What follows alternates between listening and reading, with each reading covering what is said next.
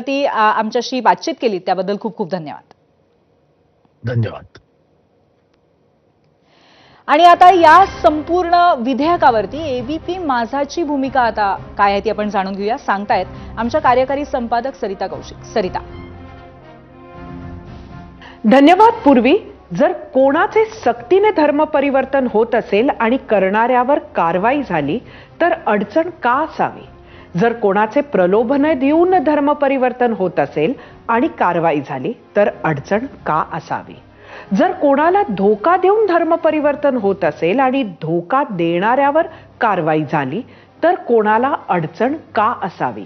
लग्नाचे आमिष देत जर धर्म परिवर्तन होत असेल आणि कारवाई झाली तर कोणाला अडचण का असावी? धर्म परिवर्तन हे आपल्या देशात मोठ्या प्रमाणात गेल्या काही दशकांमध्ये झालंय आणि अजूनही होतंय. मग ती ईशान्य भारतात असो किंवा केरळ किंवा महाराष्ट्राच्या शहरातील अनेक गरीब वस्त्यांमध्ये. धर्म परिवर्तनाची कारणे वेगवेगळी असू शकतात, पण अनेक ठिकाणी धर्म परिवर्तन केलेली मंडळी ही दुबळी, कमकुवत परिस्थितीतील होती आणि आहेत हे नाकारता येणार नाही. त्यामुळे त्यांचे धर्म परिवर्तन करून घेणे सोपे आहे किंवा सोपे होते हे सुद्धा नाकारून चालणार नाही. त्यामुळे सेक्युलर असणाऱ्या किंवा स्वतःला सेक्युलर म्हणवणाऱ्या किंवा सेक्युलर म्हणून मिरवणाऱ्यांना या कायद्याबाबतीत फार अडचण असण्याचे कारण नाही. मग नक्की अडचण कुठे आहे? तर विरोध करणाऱ्यांना वाटतं की कायद्याचं वेपनायझेशन होतं. म्हणजेच हा कायदा म्हणून नव्हे तर एखाद्या शस्त्रासारखा सरकार वापरते. तो वापर ही खास अल्पसंख्याकांच्या विरोधात होतो. धार्मिक तेढ वाढवायला ह्याचा वापर केला जातो आणि ह्याचा वापर करून अनेक जण आपली राजकीय पोळी शेकून घेतात.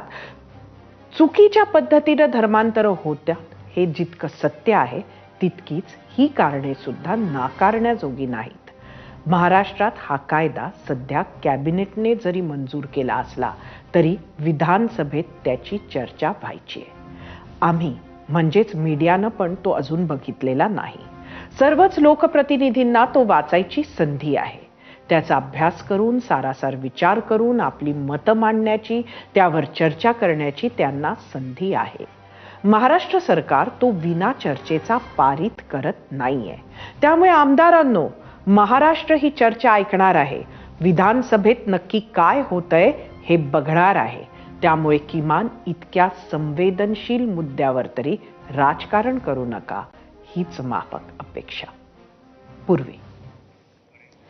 धन्यवाद सरिता. आणि याबरोबरच एक छोटासा ब्रेक घेतोय. ब्रेक नंतर